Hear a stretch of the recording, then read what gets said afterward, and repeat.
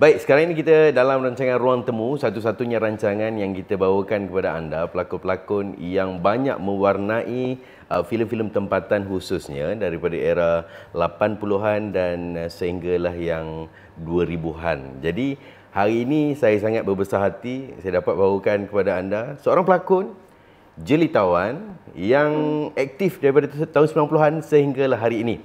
Jadi, kami bawakan kepada tuan-tuan dan puan-puan, Sophia Jane. Sihat? Alhamdulillah. Alhamdulillah. Okey. Saya panggil kakak boleh? Boleh. Okay. Kakak, kita nak bermula dengan soalan yang mana kalau kata kita googling pun kita akan dapat tahulah. Tapi kita tetap akan tanya juga. Baik. Nama sebenar kakak, dilahirkan di mana, tarikh lahir, itu dulu. Kejap lagi kita akan tanya lagi. Okey. Okay. Nama sebenar saya Sophia Jane Hisham. Saya dilahirkan di London, UK, dan 14 hari bulan 2, 1972. Februari. Februari. Okey. Jadi sebelum bergelar seorang pelakon, siapakah Sophia Jane pada ketika itu? Sebelum itu saya seorang student sekolah, masih remaja. Yang kadang-kadang pada waktu cuti sekolah saya akan buat kerja sambilan sebagai seorang model. Untuk TV, majalah dan sebagainya. Jadi pendedahan untuk di bahagian media ni lebih awal sebenarnya pada situ, dan maksud katanya bakat itu dinampak oleh orang dan dibawa masuk ke dalam sebuah filem, dan filem pertama itu adalah filem Mira Idora. Benar? Benar. Okey. Jadi macam Tapi mana? pendedahan saya pada media lebih awal daripada itu oleh kerana saya, kalau nak difikirkan kerja saya yang pertama sebagai di dalam bidang media, tetapi untuk TV, sebuah TV drama bersiri, PJ. Okey. Di mana lokasi untuk beberapa babak dilakukan di sekolah saya di Petaling Jaya. So saya dipanggil sebagai pelakon latar belakang lah, ekstra, dan itu merupakan pendedahan saya yang pertama melihat konsep lokasi, set penggambaran, melihat kamera, pelakon-pelakon yang yang saya dibesarkan masa saya kecil, dan terutamanya Melissa Saila pada waktu itu, kerana dia merupakan salah seorang pelakon PJ, dan oleh kerana itu kirakan masa diorang syuting dekat sekolah tu kira satu benda yang besar lah kan untuk kita semua. Ya. Okey, faham. Jadi dekat situ bermulanya kalau nak kata pendedahan, Okey. Jadi untuk filem Mira Idora adalah filem pertama lakonan kakak. Benar. Jadi bagaimana bermulanya pelamaran kakak untuk masuk ke dalam filem Mira Idora? Oh, okey. Well, ceritanya kalau latar belakangnya agak panjang, tapi saya cuba singkatkan. Saya merupakan teman baik Melissa Saila, dan saya amat rapat dengan keluarganya, termasuk ibunya, dan mereka memang giat pada waktu itu.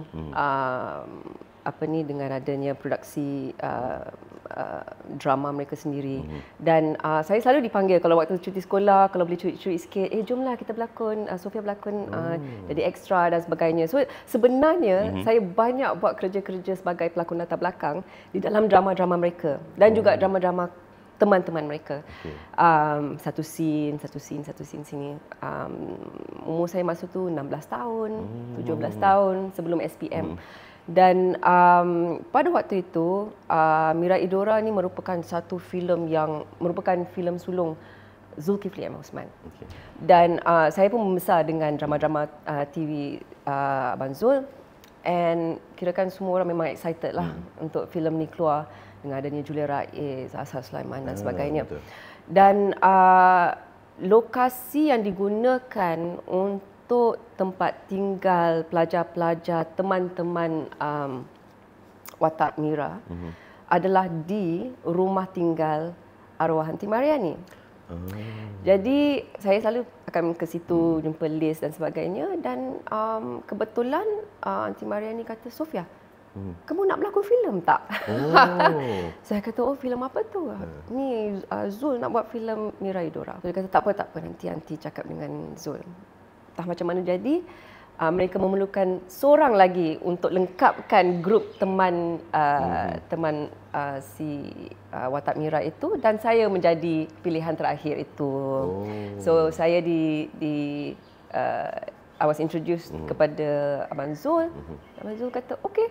So itulah permulaan saya dalam bidang filem sebagai, sekali lagi, pelakon latar belakang. Pelakon tambahan. Okay. Ya. Jadi pada ketika itu perasaan untuk memintangi terlibat dalam kerjasama filem pada ketika itu memang besar kan waktu itu. Ya. Jadi bagaimana orang kata penerimaan kakak sendiri waktu itu? Agak nervous, dan persediaan kakak sendiri waktu itu? Saya rasa mungkin dari segi persekitaran saya dah biasa, sebab saya selalu buat drama-drama TV sebagai extra dan sebagainya. Jadi saya tahu function saya sebagai insan di dalam bidang lokasi set ini.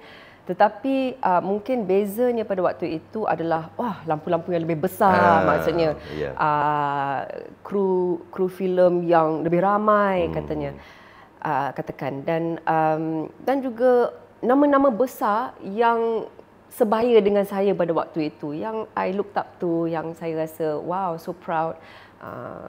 Julia pada waktu itu, Asad Sulaiman dan sebagainya. So it was exciting sebab saya diletak dalam satu set di mana ada fungsi lakonan. Kalau dalam drama TV duduk dekat bar ke apa, minum-minum, tak ada dialog, tak ada apa. Faham. Jangan tengok kamera, kan macam tu. Tapi untuk filem Mira Idora itu, saya terpaksa berkenalan dengan kamera, harus tahu pergerakan dan sebagainya. So that was, saya rasa, titik permulaan saya actually belajar mengenai berhadapan dengan kamera. Walaupun saya bukan main star ke apa ke, tetapi setiap orang ada fungsinya dalam set itu, dan itulah titik permulaan saya mempelajari semua itu. Jadi perbezaan antara drama dengan filem ni agak besar juga sebenarnya. Besar. Okey, jadi membawa kepada filem seterusnya juga yang kakak terlibat dalam filem Nadia yang bersama dengan kumpulan ekspedisi pada ketika itu, dan pengalaman bersama dengan sebuah kumpulan rock tanah air pada ketika itu yang sedang meningkat naik, dan gandingan tengah rancak kan, dan juga gandingan bersama dengan Julia Rais juga di dalam filem Nadia itu. Jadi mungkin boleh share antara pengalaman-pengalaman manis di dalam filem itu sendirilah. Okey, saya rasa untuk filem Nadia pula, saya rasa beberapa tahun, selisih setahun ke lepas Mira Idora ke, 2 tahun lebih macam tu. Saya diberi, walaupun dalam Mira Idora ada dialog, tetapi suara saya diolah, dubbing. Dan untuk filem Nadia pula, saya diberi dialog yang lebih panjang, kerana pembabaitan saya dalam filem itu lebih dalam mungkin 6 scene ke 6 babak macam tu. Lebih banyak, dan lebih dengan arwah Hani Muhsin pada waktu itu. Dan juga oleh kerana trend dan rancaknya pembabaitan band-band rock pada waktu itu dalam filem, which was actually quite phenomenal juga, kerana lagu-lagunya dan segalanya. Walaupun saya tidak ada satu babak saya rasa sahaja yang saya terlibat dengan ekspedisi, tapi malulah sebab ekspedisi kan, mereka kan agung pada waktu itu, dan saya pun masih still masih barulah.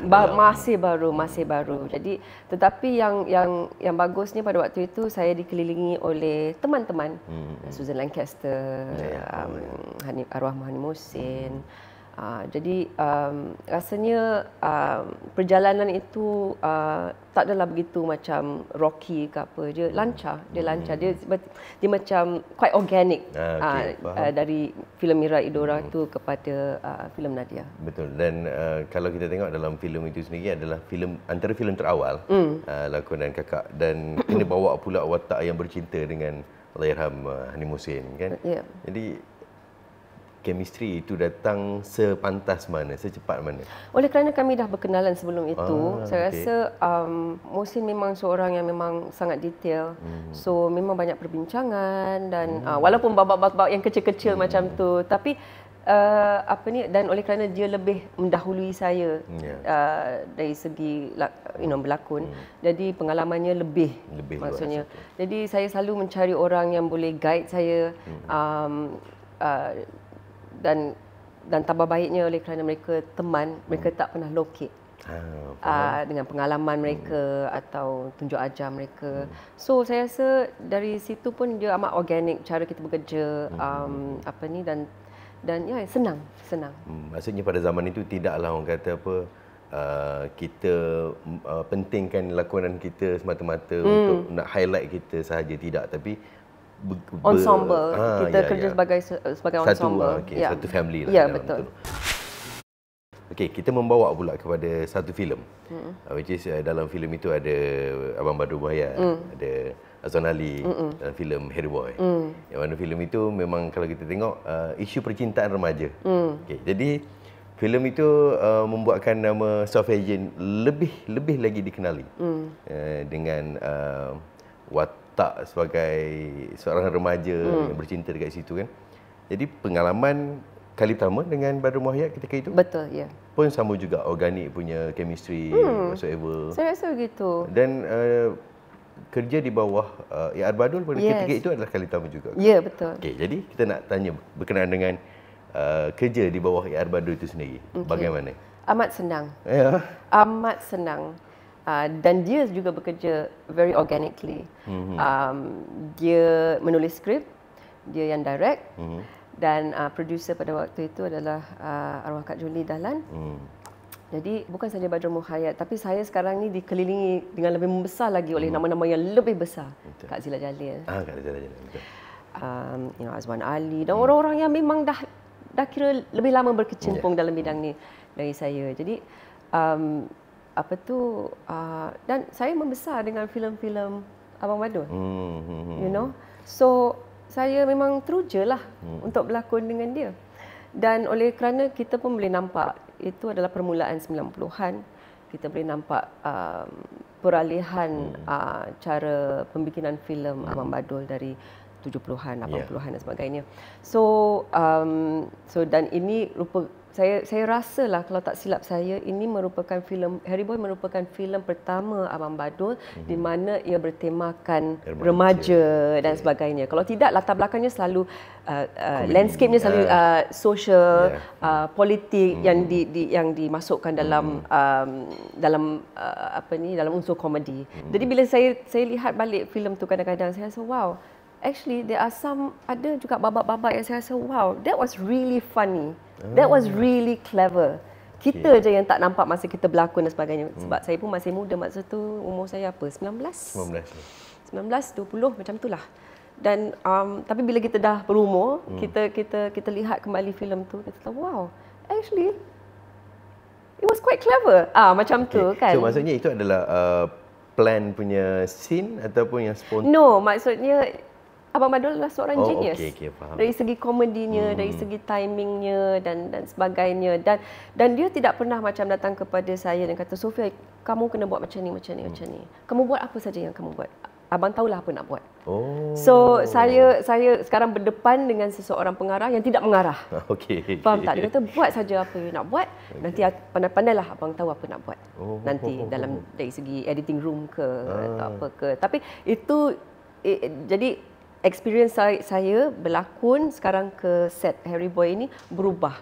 Kerana sekarang kita berhadapan dengan pengarah-pengarah yang berbeza, cara pekerjaan mereka yang berbeza, juga DOP, cameraman, cara mereka meletakkan kamera, cara mereka bekerjasama dengan pelakon-pelakon mereka. Jadi sekarang saya melihat manusia-manusia yang berbeza dalam bidang lakonan dan bidang filem ini. Betul. Dan saya dengar orang kata lah. Orang kata lah, bukan saya kata. Kakak, orang kata, terkeluar pulau Kedah pula. Minta maaf. Orang kata kakak dieksploit dalam filem itu kerana kecantikan. Maksudnya dipergunakan dalam kecantikan itu untuk diberi menampak-nampak penampakan seksi sikit. Apa komen kakak? Itulah dikenali untuk perkara yang tak penting. Macam tu. Masa saya masih remaja pada waktu itu, dan saya tak ada siapa yang letak pistol kepada kepala saya untuk memaksa saya melakukan apa-apa. Okey, faham. So saya melakukan apa yang diminta atau dipinta, dan saya mungkin pada waktu itu, oleh kerana saya sebagai macam juga dengan remaja-remaja yang lain, rasa saya boleh buat. Tak ada masalah. Kita tak fikir pasal apa yang kita lakukan mungkin ada repercussion selepas itu. Tapi dan saya rasa bila adanya babak-babak yang tertentu ataupun cara lakonan yang tertentu, katakan of course dia menaikkan lagi filem itu, betul. Dari segi orang nak tengok untuk tak kiralah untuk for whatever reason dia nak menonton filem itu. Tetapi oleh kerana ia merupakan trend, I guess pada waktu itu dalam 80-an 90-an, di mana wanita-wanita dalam filem ialah dikedepankan atau dipertengahkan gitu dalam filem-filem yang tertentu. Dan so when I look back sekarang ni, I go, well, maybe I wish I didn't do it, but tidak ada paksaan. So saya tidak suka kalau orang kata orang ni yang paksa dia, atau orang tu no, kalau ada apa-apa itu adalah atas bahu saya sendiri. Maksudnya yang orang kata tu tak betul lah. Tidak. Sebab I take full responsibility untuk apa jua yang saya lakukan. Jadi selepas beberapa filem kakak terlibat, dan bermulalah kakak memegang satu watak utama dalam filem Interlude. Jadi untuk filem itu adalah kali utama kalau tak silap saya sebagai pelakon pembantu. Ya. Jadi dekat situ apa antara cabaran untuk membawakan watak yang besar dalam filem itu sendiri? Saya rasa berdepan dengan Wan Maimunah. Seorang lagi pelakon wanita idola saya. Dia banyak membantu saya juga.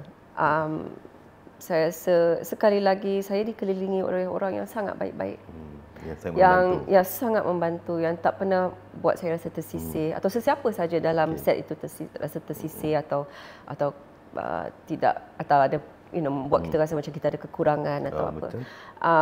Dan sekali lagi saya saya bersama Azhar Sulaiman yang merupakan teman saya, dan saya didedahkan kepada pelakon-pelakon lain yang saya lihat di TV, Louisa Chong. Dan dan saya rasa seperti kita sekarang ni di satu tahap, walaupun masih di dalam ruang permulaan kerjaya saya melihat cara pelakon-pelakon pula bekerja.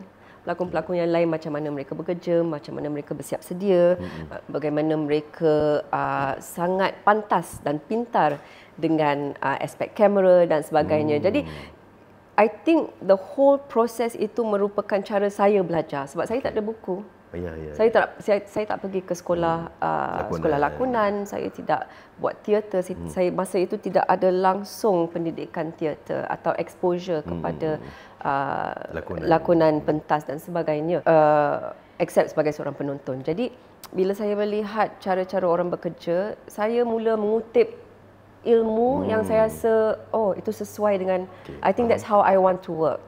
Dari segi profesionalisme mereka, ataupun dengan cara mereka membaca satu naskah, atau berborak-borak dengan mereka dan fikir saya rasa dalam hidup saya juga mau ambil iktibar daripada apa yang mereka dedahkan kepada saya. Betul, dan saya difahamkan yang bila kita interview pelakon-pelakon kita kan, sebelum bermulanya syuting, penggambaran dan juga sebagainya, akan ada tempoh-tempoh tertentu untuk rehearsal, bacaan skrip apa semua kan. Betul. Jadi setiap filem yang kakak terlibat, antaranya untuk filem, khususnya untuk filem interlude ni juga, berapa lama tempoh untuk sama dengan pelakon-pelakon yang lain, rehearsal sama-sama, nak jadikan sebuah keluarga, nak unitekan diri sebelum masuk ke layar, maksudnya di pentas syuting terus? Pada zaman itu, skrip akan sampai ke tangan kita kadang-kadang sebulan sebelum nak syuting, 2 bulan sebelum nak syuting. Sebab saya rasa pada waktu itu, tidak kira drama atau filem, okey mungkin filem lain sikit, tapi kalau dari bab drama, sebab masa itu pun saya dah mula buat, saya dah rancak bekerja dalam TV drama. So, di mana producer-producer, seingat saya lah, producer-producer pada waktu itu, mereka memang mempunyai naskah-naskah yang bukan satu je. Mereka ada mungkin dalam 5, 6 naskah atau skrip-skrip yang berbeza. Jadi mereka tunggu masa atau waktu untuk bekerjasama dengan mungkin pengarah yang tertentu atau sebagainya, atau pelakon yang tertentu. Jadi skrip tu dah memang sedia ada. Jadi bila kita nak tahu, oh skripnya macam mana, sebab sinopsis dia macam ni, tapi cerita dia bagaimana, wataknya bagaimana. Jadi kita dah ada dah naskah itu dalam tangan kita. Maksudnya kita dah ada gambaran dah. Yes, dan pelakon dapat baca dulu sebelum dia kata ya atau tidak kepada tawaran itu. You see? So itu adalah cara mereka memancing pelakon, okey, kita mempunyai skrip yang siap, silalah membaca dan beritahu kalau interested atau tidak. That was the way, itulah cara kita bekerja pada waktu itu. Jadi tak ada sampai set baru nak tengok skrip ke dan sebagainya, tak ada. It was, skrip tu dah memang ada. Tinggal kita nak kata ya atau tidak pada tawaran itu. Ya, so jadi proses untuk berkenalan dengan pelakon-pelakon lain dan ada latihan membaca bersama dan sebagainya, senang. Sangat senang dan sangat mudah kerana bila kita dah ada naskah itu atau skrip itu, kita dah sampai ke tempat rehearsal atau latihan, kita memang dah tahu skrip tu apa, kita tahu watak tu dipegang oleh siapa, nama watak tu apa, kita dah tahu segalanya. Sudah tahu semua. Yes, we know everything about the story dari A sampai Z. So jadi proses tu saya rasa pada waktu itu tak ada orang kata ya Allah susahnya. It was so easy for me lah. Ia memang senang sebab producer mengambil, memainkan peranan yang sangat penting untuk memastikan yang pelakon-pelakonnya tahu naskah dia. Hidup kalau you tak tahu naskah you, artinya you memang pemalas. Lebih kurang macam itulah. Yes. You get out. Yeah, you get out. Okey, jadi untuk filem Kekasih Awal dan Akhir, kali pertama bergandingan dengan Datuk Jamal Billah. So juga untuk filem Suratan Kasih. Bila bergandingan dengan seorang penyanyi lah khususnya kan, macam tadi dengan sebuah band, untuk Datuk Jamal pula ketika itu bukan sahaja nyanyian tapi malahan juga dengan lakonan dia, dipandang mana kata orang menanti-nantikan dalam setiap karya lakonan dan juga nyanyian, menanti-nantikan. Sangat besar nama sangat dia. Besar, ya betul. Jadi pada waktu ketika itu bagaimana yang itu kita nak tanya tu. Very nervous sebab Abang Jamal dia memang seorang sangat baik hati. Dan dia tak pernah buat saya rasa kecil atau buat saya rasa macam dia tak sebadan dengan saya atau sebagainya. Dia memang seorang insan yang sangat-sangat baik. Dan tapi dia tak banyak bercakap. Dia pendiam. Dia akan siap sedia, lepas tu dia datang set, lepas tu dia borak-borak sikit, lepas tu kita shoot. Macam tu. So saya seingat saya lah untuk dua filem yang saya berganding dengan dia, iaitu Suratan Kasih dengan Kekasih Awal dan Akhir. Saya rasa saya tak ada sesi latihan dengan dia. Dengan dia. Kenapa? Tapi dia tidak mungkin sebab dia sibuk. Saya tak tahulah, masa tu saya muda sangat, saya pun tak tanya banyak. Tapi mungkin dia sibuk dengan show-show dia sebagai seorang penyanyi dan sebagainya. Tetapi dia tidak pernah datang ke set dan tak ingat dialog dia. Maksudnya prepared. Dia memang well prepared and macam kadang-kadang kita takut sebab kita belum lagi melontarkan dialog antara satu sama lain, macam mana bunyi dia, macam mana dan sebagainya. Jadi sebab saya pun masih belajar pada waktu itu kan, tapi dia tidak pernah datang dan kata lupa dialog. Tak ada. Dia memang lancar dan dia memang tahu apa yang dia buat. Dia buat kerja dia, lepas tu dia balik. Macam tu. So, very professional. Dia tak membuang masa sangat di set. Maksudnya, dia lepas habis kerja, dia balik. Macam tu. Oh, maksudnya dia betul-betul fokus pada kerjaya dia saja. Ya, yes. Gerak. Dan saya tahu, yalah, sebab dia memang seorang penyanyi yang tersohor, you know, sekarang. Dan pada waktu itu apatah lagi. Jadi, memang dia memang sibuk dengan pelbagai acara dan sebagainya. Jadi so artinya dia tak adalah macam lepak-lepak dekat set ke apa. Lepas dia kerja dia balik, lepas kerja dia balik. Okey, faham. Jadi kakak, tadi kakak ada katakan berkenaan dengan sebuah filem yang orang kata kakak dieksploitkan dengan kecantikan. Jadi sebuah lagi filem yang membuatkan nama Sofia Jane semakin panas, iaitu title Suami, Isteri dan ... Perempuan, isteri. Maafkan saya. Dia title dekat Perempuan, Isteri dan ... Teringat Lydia Wati lah tu. Bukan. Nama dia hampir-hampir. Perempuan, Isteri dan ... Membawakan watak yang, minta maaf saya nak sebut, adalah watak perempuan jalang. Ya. Jadi bagaimana penerimaan untuk menerima naskah tu daripada pengarah Yui Haji Asyari gitu? Pada waktu itu saya tidak orang kata di offer apa-apa pun, sebab pada waktu itu ialah nama Way dah naik kerana drama-drama TV yang dia dah buat. Okay. Dan saya juga menonton karya-karya dia di TV pada waktu itu, dan tiba-tiba kecoh yang Yui Haji Asyari ingin memulakan filem sulung dia berjudul Perempuan, Isteri dan Jalang pada waktu itu. Okay. Dan zaman dulu, ialah kita tak ada social media ke apa ke. So pada waktu itu, kalau tak silap, utusan mungkin keluar satu iklan untuk mencari pelakon untuk filem Yui Haji Asyari. Yang dikeluarkan oleh Berjaya Film, kerana pada waktu itu Berjaya Film yang yang produce, yang terbitkan filem Perempuan, Isteri. Dan keluarnya satu bukan artikel tapi satu iklan untuk Berjaya Film sedang mencari pelakon-pelakon. So kalau interested, datanglah untuk uji bakat dan sebagainya. Jadi saya ternampak iklan itu dan saya pusing. Pada waktu itu ibu saya ada sebelah saya dan dia kata, "Hey, Mom, look," I kata, dia nak buat filem ni. Dan dia kata, "Oh, okay." So dia kata, so kita lihat detail uji bakat itu, dan dilakukan di Melawati, dan kata, "Okay, I think I will go and try."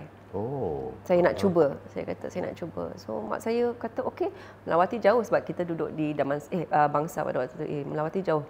Saya tak bawa kereta. So dia kata, "Jom kita naik taksi." So naik taksi dengan mak saya. Mak saya tunggu bawah, ada kedai makan kat bawah. Saya pun naik atas.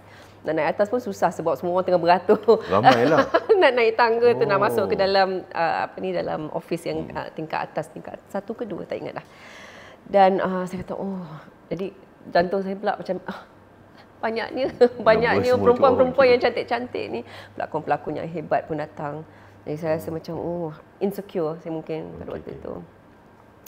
Dan pergi, dan saya dapat peluang untuk membaca, tapi saya rasa macam mereka tak suka saya kot. Sebab? Mungkin kerana, yalah, yang pertamanya Yui memang sedang mencari seorang wanita yang berupa Melayu tulen. Itu satu-satunya. Dia punya kriteria lah. Ya, kriterianya. Dan juga,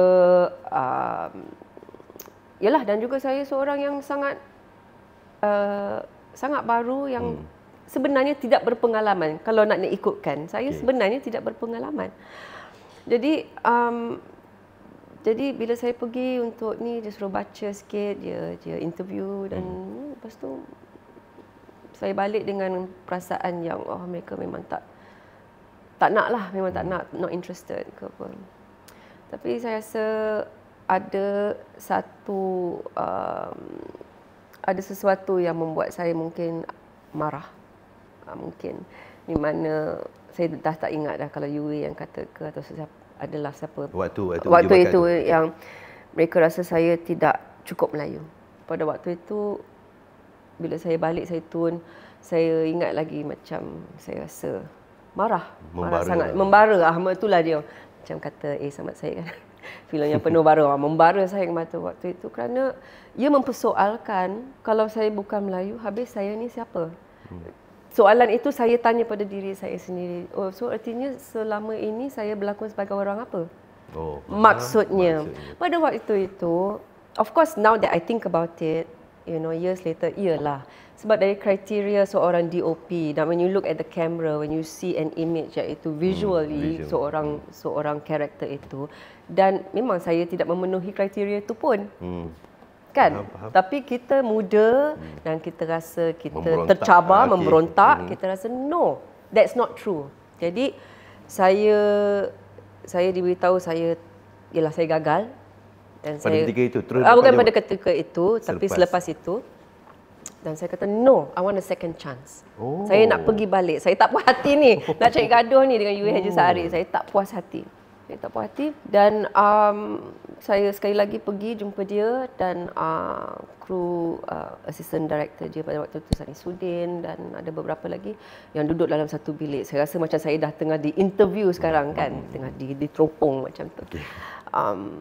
Dan banyaklah soalan-soalan yang saya tak ingatlah yang dilontar, dan saya saya memberontak balik dan membalas untuk mengatakan give me a chance basically. Dan saya rasa oleh kerana tak tahulah Yui Haji Sahari pilih saya kerana dia dah tak tahan lagi dengan budak ni yang doesn't want to take no for an answer, ataupun dia rasa okeylah kita cuba budak ni.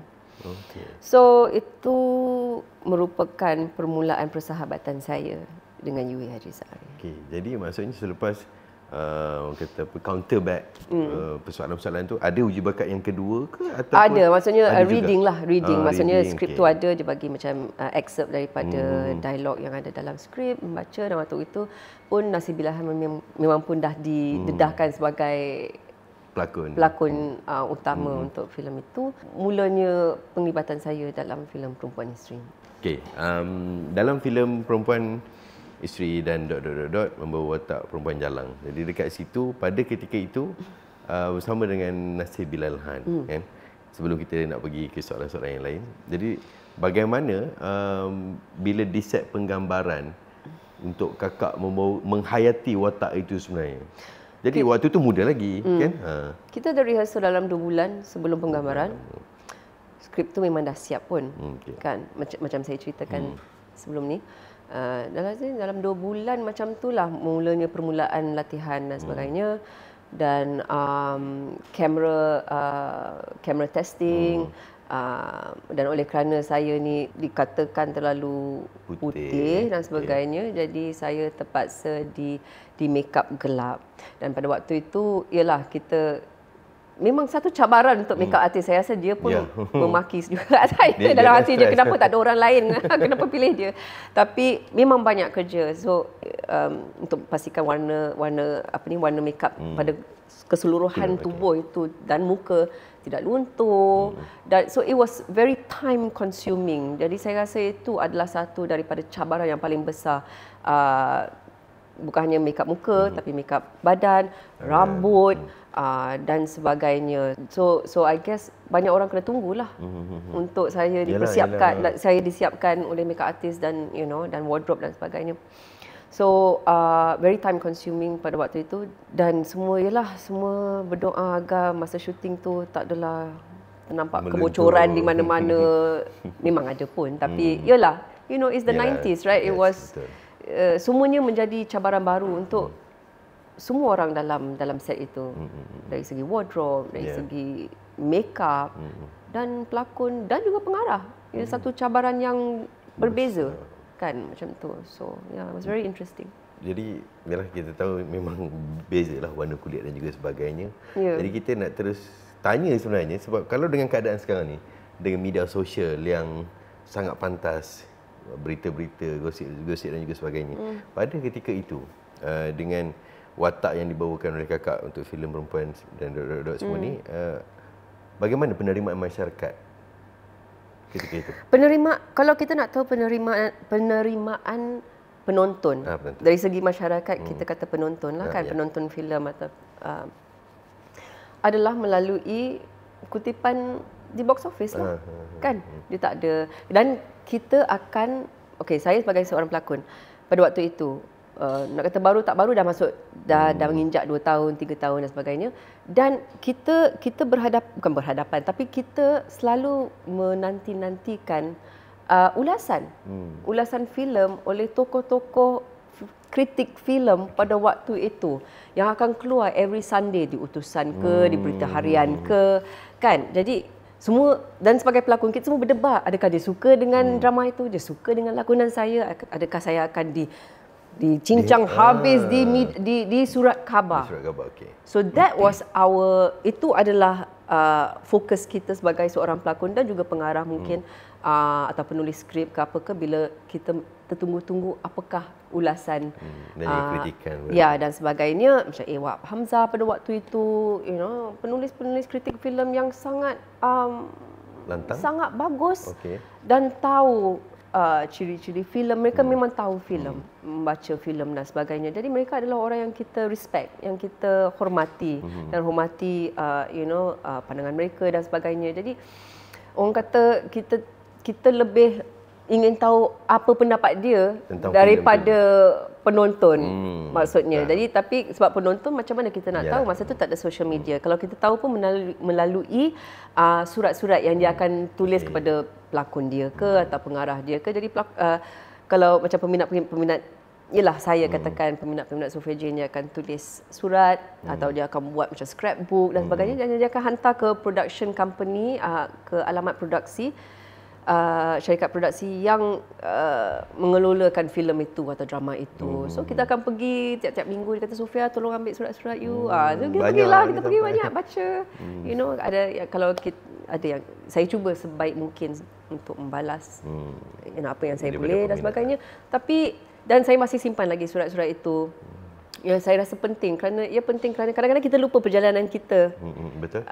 Dan you have reminders dari segi, selalunya bukan dari segi artikel di majalah ke apa, tapi kadang-kadang dari perspektif peminat-peminat kita sebenarnya. Wow, tak sangka, saya dah lupa dengan aspek itu dalam hidup saya.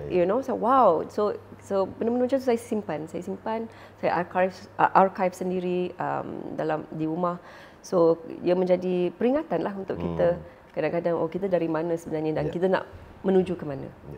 Okay, tapi pengamal media pada ketika itu, selain daripada mengkritik filem itu sendiri, maksudnya semua pelakon menanti-nantikan kritikan dan juga komen daripada pengkritik filem, pengamal media ada tak yang lantang bersuara ketika itu? Yang macam menghantam sentam-sentam? Ada juga mungkin, kan? Ada juga mungkin. Tapi kita bertentangan dengan satu genre filem yang sangat baru pada waktu itu. Bila saya tonton pun saya terkejut. Oh my God. Macam tu lah, ya Allah. Wow. Sebab kita buat filem, we cannot imagine what it's going to look like from dari real filem itu kepada reality di screen cinema. So dan ia merupakan permulaan sesuatu yang baru. I cannot describe it. Tapi sesuatu yang baru dan selalunya sesuatu yang baru itu tidak akan diterima, tidak akan disukai. Betul.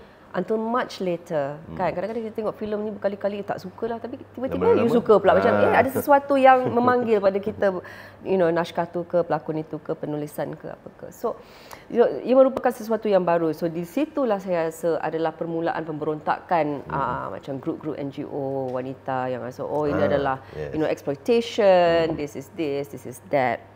Waktu itu umur saya pun dah 21 tahun. Kira dah bukan lagi seorang budak, tapi dah kira matang lah juga, kan, dah 21 tahun. Arguments atau debat mengenai eksploitasi itu memang banyak. Tetapi what was interesting adalah audience perempuan isteri itu sendiri. So kalau kita lihat keratan akhbar-akhbar baru waktu itu juga, kita boleh tulis. Dia ada macam satu laman atau dua laman di mana orang boleh tulis apa saja. Dia nak cakap pasal politik ke, dia nak cakap pasal filem ke, komen dia apa ke. So kita akan baca juga. Kadang-kadang macam saya menonton filem anu dan ini adalah pandangan saya suka, saya tak suka atau macam mana. So perspektif penonton pula adalah melalui mereka yang datang ke Pawagam pada waktu itu, dan juga mungkin artikel-artikel yang keluar dari penonton, penonton daripada yang menonton filem itu yang akan keluar di keratan mingguan katakan. So dan saya rasa fenomena Perempuan Isteri berlangsung, 1 tahun tak habis cerita, orang bercerita pasal filem itu. Sepanjang tahun. Jadi kita pun sebagai pelakon macam, how do you move on? Sebab macam kita terlekat pula dengan filem tu. Macam, sekarang saya rasa pada waktu itu, dah saya rasa, kita mencari identiti kita sebagai seorang pelakon atau sebagai seorang manusia. Macam mana kita nak merenggang daripada Zaleha atau merenggang daripada Perempuan Isteri katakan. So saya mula buat banyak drama TV pada waktu. Banyak. Untuk keluarkan diri. Bukan nak keluarkan diri, tapi maksudnya untuk orang melihat yang saya mempunyai different aspects atau facets, Dan saya mula bekerjasama dengan pelbagai penulis-penulis. Drama-drama TV saya banyaknya ditulis oleh seorang wanita namanya Nani Baharudin. Dan suami dia pada waktu itu Baharudin Kadir, memang seorang pengarah tersohor lah buat drama-drama TV dan sebagainya. Jadi banyak kerja saya dengan mereka. Sebab dia Kak Nani penulisnya memang mengangkat atau menulis mengenai wanita pada waktu itu. Saya bukan seorang feminis, but pada waktu itu saya rasa like, wow, banyak benda yang dia menulis tu yang saya rasa saya nak teroka lagi perasaan-perasaan itu sebab saya masih muda. So I was like, saya nak. So very very interesting. So drama-drama itulah saya rasa yang membawa a wave atau penonton-penonton baru yang menonton saya di TV dan bukan hanya di filem. Because bukan semua orang yang tengok drama tengok filem pun. Ya, betul zaman tu kan. Kecuali kalau Jam Abdillah keluar dan sebagainya kan. So macam Perempuan Isteri pun orang tengok sebab semua berduyun-duyun orang nak tengok, orang bercerita. So semua out of curiosity, semua orang nak tengok filem itu. Jadi saya kata macam mana ni, because impactnya begitu besar. Impactnya orang tak faham bagaimana impactnya begitu besar. Tak kira lah impact dia macam mana, tapi impactnya sampai hari ini memang tak pudar lah orang kata. So to shake that off tu like macam Nasir senang aja, dia dah buat drama, buat filem, buat teater, dia okey je kan. Tapi macam I as a girl, kan saya masih muda, as a girl macam wow, macam mana I nak buat ni. So tapi lepas tu tawaran demi tawaran datang untuk TV, dan pada waktu tu saya senyap sedikit untuk concentrate dalam drama-drama TV ini. Okey, faham. Jadi ada lagi satu watak menarik dalam filem cinta kita, Morgan watak sebagai seorang gadis yang tomboy ataupun yang kasar di situ kan. Jadi saya yakin cabaran lebih besar pada filem Perempuan Isteri, betul. Dengan make up apa semua kan. Betul. Jadi untuk filem cinta kita ini, bagi pandangan saya mungkin cabaran tidak terlalu besar sebab hanya nak mempersiapkan diri sebagai seorang yang kasar ke macam mana kakak? I think pada waktu saya bekerja dengan arwah Kamaisha. Yang sebelum tu saya dah buat drama TV dengan dia berjudul Bingung. Dan dia seorang yang sangat meticulous, sangat bijak. Memang seorang insan yang sangat-sangat bijak. Dan dia merupakan salah seorang daripada pengarah-pengarah yang saya bekerjasama yang mendedahkan saya kepada filem-filem Asia. Filem-filem dari India, dari Taiwan, Hong Kong dan sebagainya. Jadi dan dia banyak mengajar saya aspek-aspek bukan aspek-aspek lakonan tapi aspek-aspek kehidupan. Dari menonton, dari visual cinema yang dia dedahkan saya kepada yang filem-filem dari filem-filem Asia ni. Dan jadi bila cinta kita itu datang, yang diterbitkan sekali lagi oleh Berjaya Filem yang menerbitkan Perempuan Isteri, saya memang suka. Saya memang suka. Dan jangan lupa, ini pun selisih 2 tahun macam tu selepas keluarnya Perempuan Isteri. Dan saya membaca naskah dia yang menulis skripnya, Abang Kamal, dan banyak berbincang, minum teh tarik, kita bincang-bincang. Dan dia kata, aku nak kau buat lah Sofia, aku nak kau buat aku nak kau cuba ni. Oh, okey. Oh, cabaran pula. Cabaran memang. Dan walaupun orang kata, oh cerita dia simple je, macam tak ada apa-apa. Tapi sebenarnya, bila kita nak merealisasikan visi seorang penulis, itu adalah satu benda yang tak senang sebenarnya. Kan, kita mungkin sebagai pelakon, oh kita nak buat cara ni. Tapi kita, dan pada waktu itulah saya dapat belajar juga bahawa ini bukan bagaimana saya nak lontarkan dialog, cara saya. Ini bukan macam mana visi saya untuk filem ini. Ini adalah visi penulis. Jadi hormat saya kepada penulis-penulis naskah ini mula berubah.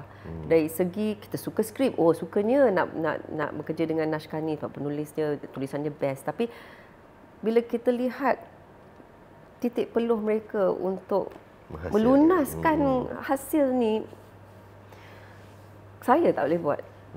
Bukan semua orang boleh menulis.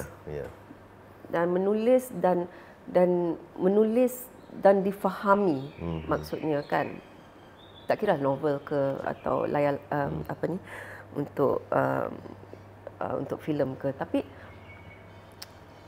saya dan ini adalah permulaan juga di mana macam saya kata tadi, bekerja dengan orang-orang yang berbeza, orang-orang lain di mana falsafah hidup mereka berbeza dan sebagainya. Kita mula kutip apa yang kita rasa, oh ini sesuai dengan saya, dengan jiwa saya dan sebagainya. Dan orang kata, oh senanglah, bukannya apa pun, tak pakai makeup lah, tak pakai potong rambut lah, apalah semua. Tapi ia lebih daripada itu. It's very hard for me to describe it. Tetapi ia juga merupakan satu filem yang ikonik hari ini.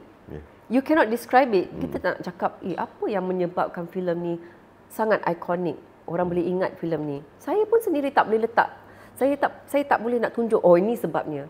Tak ada. There is no definite, sebab orang lain melihat filem ini dari segi perspektif yang berbeza. Dia art berat lah. I don't know, nak kata art berat ke apa ke, tapi ada saja sesuatu orang kata, dalam filem tu saya nampak ni. Oh iya ke? So ada selalu sesuatu yang baru yang dilihat oleh penonton. And I find that very interesting. So filem tu tak akan pudar, filem tu sentiasa hidup. Kerana bila orang datang tengok atau nonton di TV ke, di YouTube ke apa ke, ada saja komen-komen. Kadang-kadang saya baca komen-komen macam, oh ni pandangan dia. Very interesting, kan? Betul. Interesting. Dan saya difahamkan, betul kan kalau kata saya silap. Pada waktu kakak menerima tawaran untuk filem Cinta Kita tu, ada tawaran filem lain pada ketika itu. Iaitu filem Sembilu. Adakah ia benar? Oh, filem Abang Yusof. Yes. Okay. Itu saya rasa tawaran itu datang selepas Perempuan Isteri. Okey. Abang Yusof ada membuat tawaran. Pada waktu tu saya tak tahu tajuknya apa pun. Okey. Tapi sinopsisnya lebih kurang ialah cerita cinta antara watak protagonis wanita itu dengan Awi kan masa itu. Yang memang dah dipilih untuk ni. So pada waktu itu dia bukan antara saya kena pilih. Okey, bukan dipilih. Cinta kita itu datang maybe dalam 6 bulan lepas tu ke apa ke, tapi perbincangan dengan arwah Kamal Ishak, penulis Cinta Kita itu memang dah bermula. Maksudnya. So dan kabar saya dari Abang Yusof pada waktu itu hanya sinopsis, belum lagi skrip. Tapi di mana dengan Abang Kamal saya dah mula berbincang skripnya pun dah dalam proses penulisan dan saya dah baca dan sebagainya. Jadi mungkin kerana saya dah lihat skrip itu dulu, saya lebih kepada, dan saya rasa saya pun nak buat sesuatu yang baru. I wanted to be different. Saya selalu cuba cari cabaran-cabaran yang berbeza dan sebagainya. Dan dan saya tak memilih sebab bukannya saya diberi pilihan, tapi dia bukan dalam satu timeline yang sama. Bukan. Faham. Jadi untuk filem Cinta Kita, kakak tahu tak impact? Bukan maksudnya impact untuk filem yang itu satulah, maksudnya lokasi penggambaran tu di air terjun itu. Impact sampai air terjun itu dinamakan sebenarnya dengan nama kakak. Saya pun tak sangka. Saya pun tak tahu kenapa. Okey. Tapi Okey. saya rasa sebablah kenapa filem Air Terjun itu dipanggil Air Terjun Sophia Jane adalah kerana ialah filem cinta kita digambarkan di penggambaran set di situ, satu. Nombor dua, kita masuk sebelum adanya pun ATV ni semua kan. So kita saya rasa menjadi salah seorang daripada set yang mula-mula menerokai kawasan itu dari luar sampai ke air terjun tersebut, dibantu oleh orang-orang yang kenali kawasan itu dan sebagainya. Dan kita terpaksa oleh kerana nak bawa jentera masuk, lampu dan sebagainya memang payah. Struggle lah. It's a struggle. It was time consuming dan dia bukan macam jalan tar nak masuk ke apa, dia lecak-lecak dan sebagainya. Kita duduk tebang-tebang masa nak pergi ke situ kan. Okay. So yeah, people don't know that, right? People don't know that. Dan cabaran tu memang, oh my god. Saya rasa producer pada waktu tu Panca pun dah pening. Dia macam, oh my god, macam manalah kita nak habiskan filem ni. Sebab itu merupakan salah satu set penggambaran yang terakhir. Untuk itu kira penghabisan, ada finishing line kita di situ. Dan oleh kerana banyak sangat cabaran untuk bawa jentera-jentera masuk dan crane lah kita bawa semua, kita berkemah aja kat situ. Dalam bukan hari tahu, berminggu-minggu. Dalam I think hampir sebulan. Kita bermastautin di situ. Kita camping kat situ dan kita totally cut off from the outside world, kirakan. Dan saya merupakan dan tinggal saya je seorang perempuan di situ. Sebab saya seorang je perempuan pelakon kan dekat set tu. Kerana sebab itu dan oleh kerana orang yang menolong kita masuk ke tempat itu tahu sejarah itu, mungkinlah sebab namanya. So mungkinlah, saya tak tahu, kena tanya dia. Tapi rasanya memang itulah sebabnya. Tapi bila kakak tahu yang Air Terjun itu dinamakan sebenarnya dengan nama kakak? Ingat tak? Mungkin selepas beberapa tahun ke? Tak juga. Saya rasa, dengan social media lah kot. Oh, saya di Air Terjun Sophia Jane. Air Terjun Sophia Jane? Terjun mana pula ni? Kan, tapi rupanya di situ, di Kemensa. Oh, okey. So, macam wow. Tapi orang tak tahu kenapa, kan macam tu. So hari ini kita tahulah antara orang-orang terawal yang menerokai kawasan itu.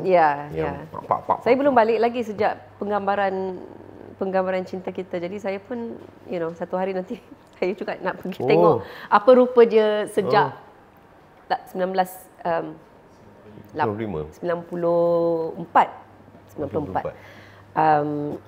Apa rupa dia dari dulu dan sekarang. Betul, kakak kena pergi juga. Yes, I think memang so kena too. pergi. Saya rasa itu juga. Jadi kita terus ke filem Sayang Salma. Okey. Membawa watak 1994. Sebab tayangan dia 1995 kalau tak silap lah. Okey. Sebab itu tahun saya kahwin. Okey. Jadi membawa watak sebagai seorang perempuan kepret dan dipukul oleh seorang suami. Okay, jadi akak mungkin boleh share antara orang kata kritikan filem pada ketika itu. Saya rasa filem Sayang Salma diterima dengan baik. Dengan ianya merupakan filem Mahathir J. Murad yang memang dihormati pada waktu itu. Dan saya ditawarkan watak Hamidah, teman kepada Salma yang dilakonkan oleh Norish Karman. Saya tertarik dengan naskah itu, nombor satu kerana memang nama-nama besar dalam tu saya dapat. Walaupun saya tak adalah bekerjasama banyak dengan Abang Sidi Waraza dan Kak Fauzian Awi, tapi pembabit mereka di dalam filem ini membuat saya teruja untuk menjadi sebahagian daripada cast ini. Dan dan ingin menerokai zaman period itu kerana memang I love costume. Saya suka costume. Saya suka dengan set rekaan untuk set filem dan drama dan sebagainya. So I was very interested juga dengan kostum, dengan makeup dan sebagainya. Dan saya bekerjasama dengan arwah Arman Simin yang merupakan seorang makeup artist yang memang tersohor pada waktu itu, yang yang menjadi makeup artist utama untuk filem Sayang Salma. Dan saya juga tertarik dengan watak itu walaupun tak banyak. Babak Hamidah pun bukannya banyak sangat pun. Dalam mungkin 5 babak ke 6 babak macam tu. Tapi saya nampak satu cerita dalam babak-babak yang sedikit itu mengenai watak Hamidah ini yang saya rasa kadang-kadang bila kita approach satu subject matter, mungkin abuse, kan penderaan dan sebagainya, ia harus dibikin dengan teliti. Dan kadang-kadang bila kita lihat banyak cerita ke apa ke yang mungkin meroyan-royan ke apa ke, dan kadang-kadang saya terfikir, well, adakah itu saja perspektif penderaan, tangisan, meroyan dan sebagainya. Dan bila saya lihat cara watak Hamidah ini ditulis, di mana dia diletakkan sebagai seorang perempuan joget yang pada waktu itu mereka tidak mempunyai status kan dalam masyarakat. Jadi bagaimana seorang wanita yang dikejar-kejar, wanita lawa, yang cantik, yang perempuan joget, yang mempunyai status seperti itu, di mana mereka dikejar-kejar oleh lelaki untuk berjoget bersama atau berdamping bersama dan sebagainya. Tetapi di sebalik fasa di sebalik kehidupan itu atau kehidupan luarannya itu merupakan drama ini pula. Dan bagaimana kita nak menceritakan drama ini dalam 6 babak. Dalam berapa tempoh minit saja. Dan apakah peranan Salma, teman serumah dia yang tahu latar belakang dia sebagai seorang isteri yang didera kerana bukannya apa, kerana lelakinya yang mau kutip kutip duit hasil isterinya yang bekerja sebagai seorang penari joget. Jadi saya juga suka the dynamics between these two women. Salma, di mana dia sebagai seorang wanita melihat penderaan ini atau lusuhnya hati dia, teman dia, tetapi tak terdaya untuk melakukan apa-apa atau tidak mahu melakukan apa-apa. So and kita pun masa tu dah 23 tahun. Nah, jadi dah matang sikit lah. Jadi banyak persoalan yang dilontar-lontarkan, tapi iyalah, Hamidah tu kan watak utama. So kita tak boleh teroka banyak-banyak. Tetapi saya cuba sebaik mungkin dengan Abang Mahadi untuk memastikan yang at least something daripada watak Hamidah. Sebab kalau kita keluarkan watak Hamidah tu pun tak ada benda yang berubah pun dengan Sayang Salma tahu. Tapi jadi kenapa kita letak watak Hamidah tu di situ? Mesti ada sebab kan. So saya cakap dengan Abang Mahdi, kalau nak ada watak Hamidah tu mestilah ada sebab.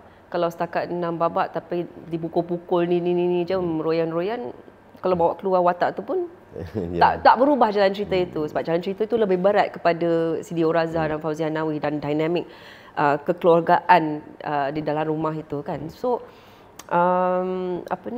so itu yang membuat saya tertarik untuk bekerjasama dalam filem Sayang Salma. Jadi selepas daripada itu akak menyepikan sebentar dalam dunia filem dan kembali selepas beberapa tahun untuk filem Puteri Gunung Ledang. Ya, betul. Okey. Jadi bagaimana ataupun apa inspirasi ataupun siapa yang mendorong kakak untuk kembali balik dalam filem? Tiara Jacquelina. Okey. Kak Tiara. Tiara Jacquelina. Okey, sebab lepas Sayang Salma dalam period itu saya pun dah berkahwin. Saya berkahwin dan saya merasakan saya ingin menumpukan perhatian pada suami saya dan keluarga yang ingin saya bina bersama dia. So dan kita pun berhijrah ke Jakarta kerana dia bekerja di situ pada waktu itu dalam 5 tahun lebih lah macam tu. 5 tahun 5 tahun lebih dan sekembali memanglah tawaran tu bermula tapi anak-anak saya masih kecil pada waktu itu, jadi saya macam teragak-agak juga dan kalau saya nak bekerja, it better be worthwhile. Better be something that I suka, bukan bekerja sebab saya rindu bidang ini, So bila Datin Sri Tiara, Puan Sri Tiara, maaf, dia kata stand by, katakan saya nak stand by, saya nak buat filem ni dengan Tiong Hin dan we want to offer you watak Tun Teja. sukalah period piece lagi. You know, and I love period pieces. Costume and all that. I love it. Memang saya suka. And Tun Teja. So sekali lagi bila baca skrip, tak adalah banyak sangat penampilan Tun Teja dalam filem ni. Sekali lagi dalam 6 scene, 7 scene maksimum macam tu. Dan pada waktu tu saya dapat khabar baik bahawa saya mengandung sekali lagi. So itu permulaan filem penggambaran di set. Saya dapat tahu saya hamil sekali lagi. Dan the challenge was really great sebab pada akhir-akhir babak saya dan filem itu menjalani tempoh yang lama dalam 9 bulan macam tu. So 2 minggu sebelum saya nak melahirkan anak saya masih syuting bapa yang terakhir di dalam istana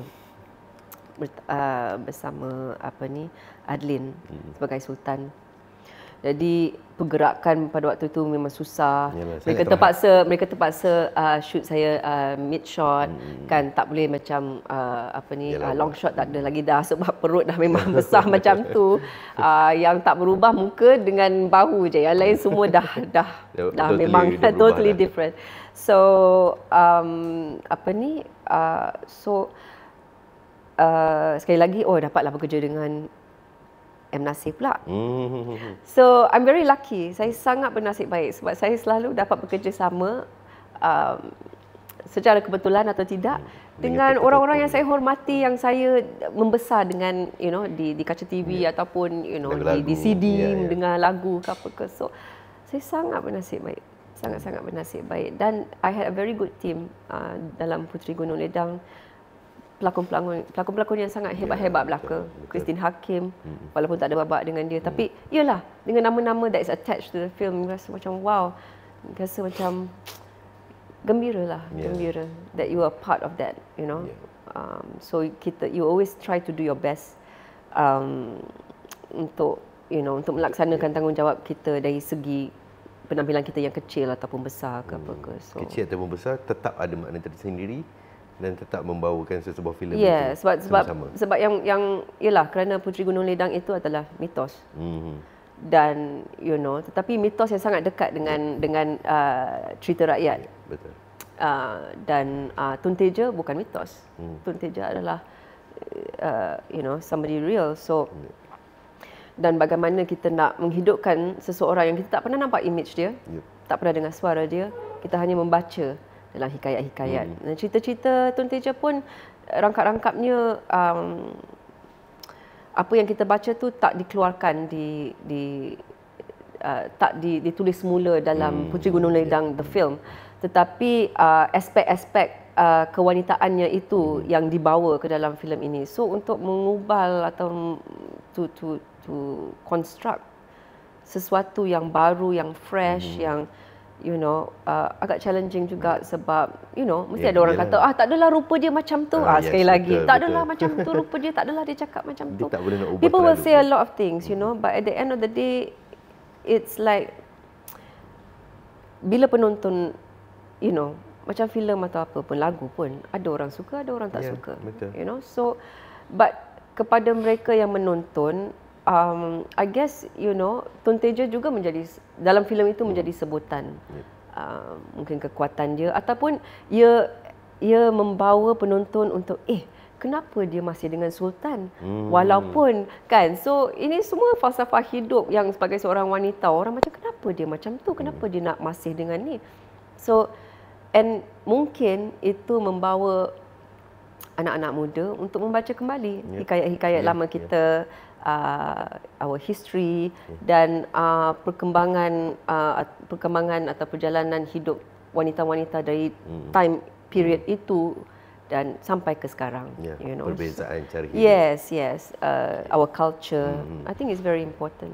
Betul. Menjadi rujukan dan juga sebagainya. Mungkin ada orang yang tak suka membaca tapi suka menonton. Yes. Kadang-kadang kita menonton sesuatu yang kita rasa tersentuh. Kita tak tahu kenapa kita tersentuh dengan mungkin sesuatu dialog, perucapan atau watak itu sendiri. Dan kita mencari-cari, kenapa dia, why did it leave an impact on me?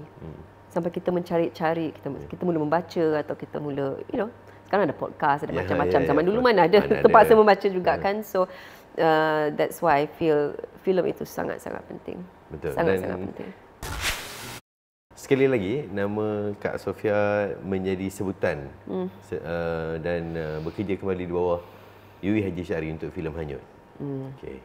Di cabaran untuk filem tu, Kak mungkin boleh share secara ringkas untuk sekali lagi saya diberi watak Mem Putih, di mana kalau kita lihat novel Almayer Folly pada waktu itu, memang dia adalah seorang Melayu. Melayu tulen, tak ada darah campuran ke apa. So again, dia seperti history repeating itself all over again, you know. Di mana Sofia, you're just visually tak cukup Melayu.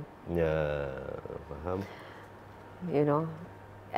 But by that time, pada waktu itu saya memahami apa yang dimaksudkan oleh Yui. I understand, because visually you want to have that authenticity, wajah Melayu itu kan. So I say it's okay, I understand that, you know.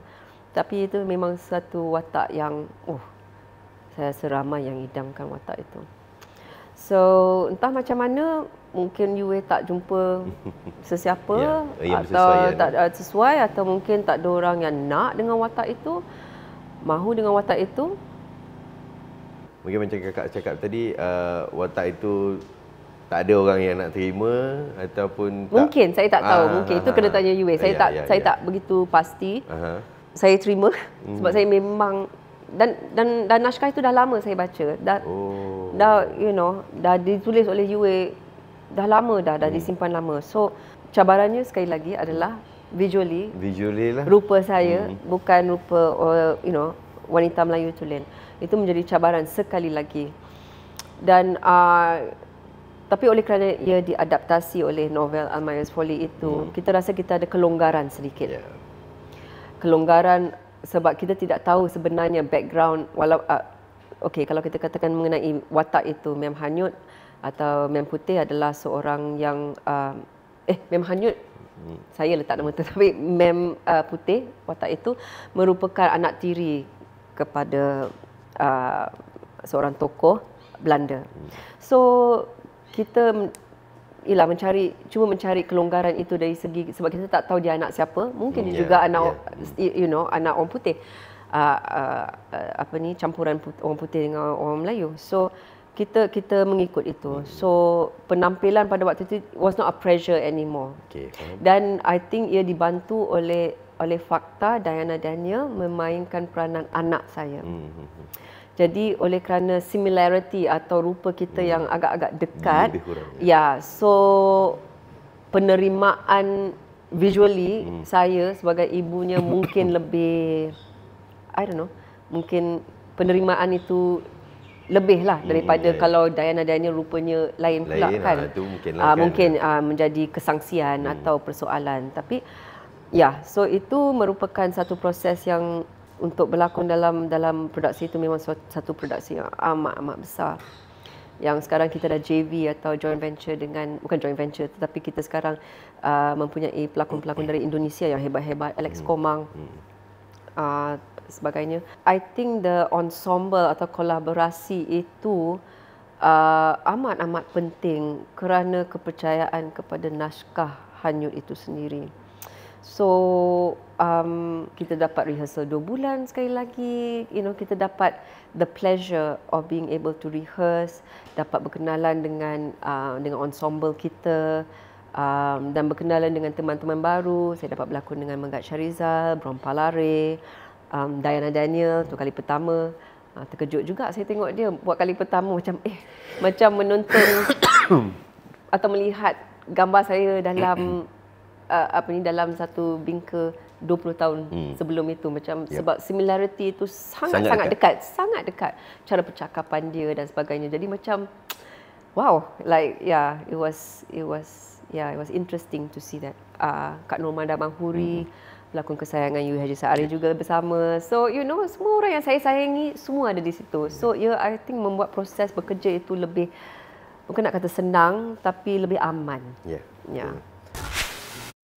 Okey. Apa yang menjadi faktor kakak untuk terima tawaran berlakon filem Mariam Pagi ke Malam? Okey, saya dilamar Okey. oleh Badrul Hisham, iaitu pengarah Mariam, dan juga Faizal Tirani, penulis Mariam. So saya diberi skrip, didahulukan dengan skrip yang ditulis oleh Faizal, dan saya membaca. Dan saya amat tertarik dengan apa yang ingin diceritakan tanpa mencerita. I don't know whether that makes sense to you or not. Tapi apa yang ingin diceritakan tanpa mencerita. Tapi tidak diceritakan. Jadi dan watak Mariam itu saya tertarik because now umur saya dah 50 lebih. Dan sekarang ini saya memainkan, saya ditawarkan Mariam, seorang wanita yang 50-an, yang tak mudah bergetah. Maksudnya she's a bit overweight, dia tak adalah macam perfect visually, dia macam seorang wanita dalam umur 50-an. So saya tertarik dengan memainkan watak sebegitu seorang wanita in her 50s yang kadang-kadang orang tak nampak atau tak mau ceritakan. Pergolakan wanita itu sendiri dari segi fizikal, dari segi mental dan sebagainya, dan juga oleh kerana ia merupakan cerita mengenai seorang wanita yang ingin berkahwin buat kali pertama tetapi tidak dibenarkan oleh ayah dia. So dia banyak. I felt that was very interesting because ia so apa yang menarik perhatian saya adalah seorang wanita yang ingin berkahwin tetapi tidak dibenarkan oleh ayahnya yang masih hidup, dan sekarang harus mencari alternatif bagaimana untuk masih dapat berkahwin dengan ialah kekasih dia tanpa berdosa. Tetapi dalam perjalanannya itu dia akan jumpa dosa-dosa itu. Tapi apakah dosa-dosa itu dosa sebenarnya atau apa? So that was the premise itu sendiri yang buat saya tertarik dengan watak Mariam ini.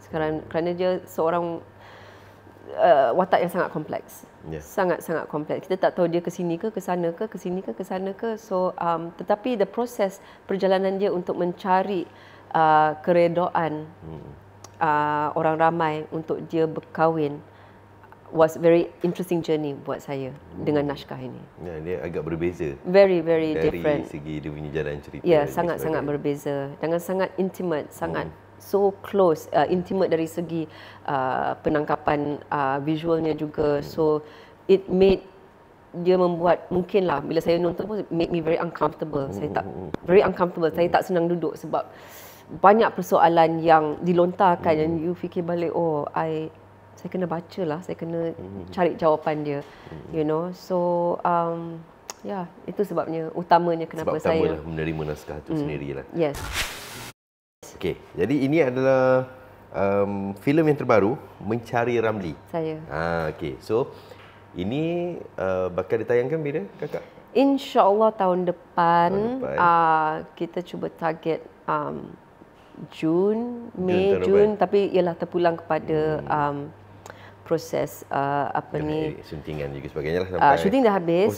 Editing saya rasa hampir selesai, tapi wajib syarat wajib tayang, sebab banyak filem yang nak ditayangkan. So kita kena lihat mungkin, tapi kita cuba target lah dalam pertengahan tahun. Itu maksud tahun depan. Kita tanya pasal tayangan, tapi kita nak tahu intipati cerita Mencari Ramli itu sendiri. Very interested lah. Saya nak tahu sangat ni, cerita dah sikit, Kakak. So Mencari Ramli ini adalah satu skrip yang ditulis sendiri oleh pengarahnya, Megat Syarizal. Dan dia dah memang, skrip ni dah lama dia dah ada. Dan saya rasa dia dah melalui banyak proses draft after draft untuk mencari Ramli dalam ceritanya sendiri kan. So memang Megat adalah dia memang peminat tegar karya-karya P. Ramlee, dan I guess filem ini merupakan homage dia kepada P. Ramlee. So ceritanya, kadang-kadang orang kata Mencari Ramlee, cerita pasal P. Ramlee lagi ke? But it's not. Dia bukan cerita mengenai P. Ramlee, tetapi ia merupakan sebuah cerita, and now that I think about it, saya rasa dia it's quite dark. Dark comedy in a way. It's quite funny, tetapi ia adalah bagaimana semua watak-watak dalam filem ini mencari Ramlee mereka. Tidak kira dari segi sebuah lagu P. Ramlee, atau kehidupan P. Ramlee, atau sebuah filem P. Ramlee, atau apa. We are always looking for something. Artinya, bila saya membaca skrip itu, dan saya memainkan watak Zaitun. Zaitun adalah memang seorang lagi peminat tegar P. Ramlee. Tetapi dan bila kita menonton filem-filem kesayangan kita atau macam P. Ramlee, semua orang kenal P. Ramlee, semua orang kenal perjalanan hidup P. Ramlee, semua orang kenal filem-filem klasik P. Ramlee, lagu-lagu dia dan semua. Dan bila kita dengar lagu P. Ramlee atau kita menonton satu filem, kita selalu mencari diri kita dalam mungkin watak-watak itu atau lagu-lagu itu, yang because we are always ada sesuatu yang attach us to it. Kalau tidak, kita tidak akan kenal siapa P. Ramlee hari ini. Betul, setuju. There's always something about P. Ramlee in our lives that kita cuba capai. Dan so apa yang interesting mengenai filem ini adalah setiap watak-watak utama di dalam filem ini mencari sesuatu Ramlee. Dan tapi dia dark punya. It's dark comedy. Bila kita baca, kita dah tengok banyak biografi P. Ramlee, banyak dokumentasi atau dokumentari mengenai P. Ramlee. Dan apa yang saya rasa sangat clever atau pandai yang Megat ni, dia menceritakan apa yang kita tahu mengenai P. Ramlee dan dia masukkan ke dalam watak-watak dia dalam filem dia Mencari Ramlee. So it's like parallel to what we know mengenai P. Ramlee, tetapi dalam cerita yang fresh, cerita yang baru. So I thought that was very interesting. Dan akan ada babak-babak yang kita macam itu bukan dari filem macam tu, macam kita teringat macam tapi not sure macam tu. So so that's why dan Megat dah lama dah menceritakan yang dia ingin membuat filem sulung dia ni, dan I really wanted to be a part of it. Siapa lagi yang bergandingan dengan kakak? Tony Yusof. Megat sendiri, Megat Sharisa sendiri, Mimi Lana, Hanzalini, ramai lagi lah yang membuat appearance, guest starring appearances. Idil Putra, banyak lagi lah. Dia macam curiosity punya. Kita ingin tahu apa sebenarnya yang dicari. Yes. So that's why I think proses rehearsal tu sangat-sangat penting dan juga sangat interesting, because every time kita membaca, kita cari benda baru atau something fresh dalam perkataan yang akan dilontarkan ataupun reaksi watak ini kepada dialog ini, macam macam hari ini lain, besok lain, macam ada sesuatu. So it was very fresh and very organic juga cara kita approachkan watak-watak itu dalam filem Mencari Ramlee. So kalau kata boleh saya tahu antara lokasi-lokasi penggambaran? Saya di KL, di Cameron Highlands, persekitaran Kuala Lumpur jugalah dengan Cameron Highlands Maksudnya bermain di area sini dan mencari Ramlee di dalam mereka lah. Tapi insyaAllah kalau kata mudah-mudahan dipercepatkanlah untuk tayangan nanti. Semoga kita boleh tengok ramai-ramai. Jadi InsyaAllah. Dan juga oleh kerana ia merupakan sekali lagi zaman is a period piece, not a period piece, tapi early 1960. So again, so ia adalah satu filem yang amat berwarna-warni. Let's put it that way. Boleh bayangkan. Okey Kak, jadi untuk filem Mencari Ramlee ni berlatar belakangkan tahun bila? Sebab kita tahu Mencari Ramlee adalah orang-orang zaman sekarang kan, ke bagaimana? Dia latar belakang dia pada period awal 1970-an. So again, kita akan lihat rekaan kostum untuk filem Mencari Ramli. Yalah, I mean, latar belakang dia. And I think the biggest challenge was actually untuk mencari set latar belakang untuk rumah, perkakas rumah. Everything had to be from scratch. And I think, yalah, bila kita nak buat not period pieces, tapi pieces, cerita-cerita yang latar belakang the 70s, the 60s, memang payah nak cari set-set yang atau rumah-rumah yang sederetnya semua daripada 70-an atau semuanya daripada 60-an. So tapi latar belakangnya early 70s. Okey, baik. Jadi kalau menurut kakak dari segi perbezaan production Mencuri Ramli itu sendiri yang terbaru dengan dulu-dulu punya, banyak tak perbezaan dari segi cara mereka bekerja? Saya tidak suka putus daripada cara saya belajar bekerja. Maksudnya selalunya kalau ada tawaran, kita nak melamar Kak Sofia ke apa ke, and then, tapi skrip tak siap, dan saya no. No, because saya rasa ia akan menjadi satu bebanan dan satu kekurangan yang that is not necessary.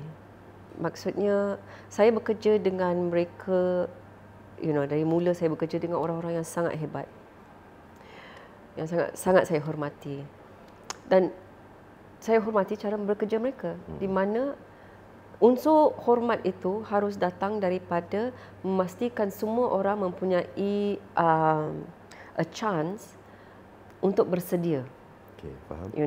So katakan macam penulis, pengarah, dia mahu pelakon yang terbaik daripada pelakon-pelakon dia. Untuk itu, dia harus menyediakan naskah itu. Dan naskah itu bukan hanya untuk pelakon-pelakon saja pada waktu itu, juga untuk kru. Untuk kru memahami cerita apa yang I shoot ni. Bukan sekadar memancarkan cahaya dekat pelakon dia, buat dia cantik saja. Semua orang ada fungsi dia dalam set. So, I grew up dalam bidang ini, bekerja seperti itu. So that's why saya lebih cenderung kepada bekerja untuk mereka yang masih bekerja seperti itu.